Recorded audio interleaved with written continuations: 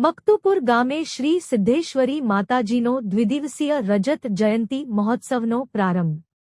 ઊંઝા તાલુકાના મકતુપુર ગામે હાઈવે પર આવેલ શ્રી સિદ્ધેશ્વરી માતાજીનો દ્વિદિવસીય રજત જયંતી મહોત્સવ યોજાઈ રહ્યો છે।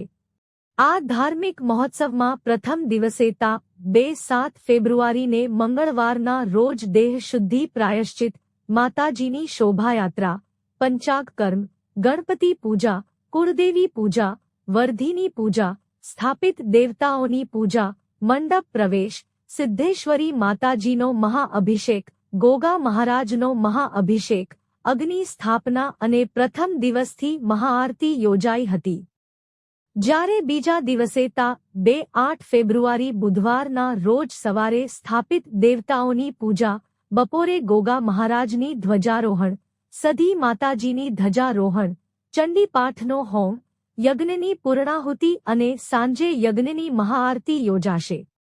આજરોજ પ્રથમ દિવસે સવારે શોભાયાત્રા યોજાઈ હતી, જેમાં કલાકાર સાવન બારોટ જોડાયા હતા।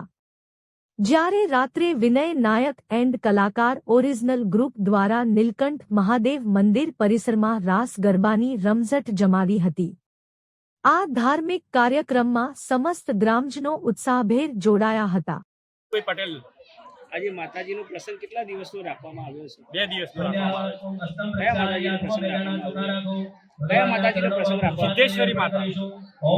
આ માતાજીનું નામ સધી માતા છે, પણ સિદ્ધેશ્વરી માતા નામ છે।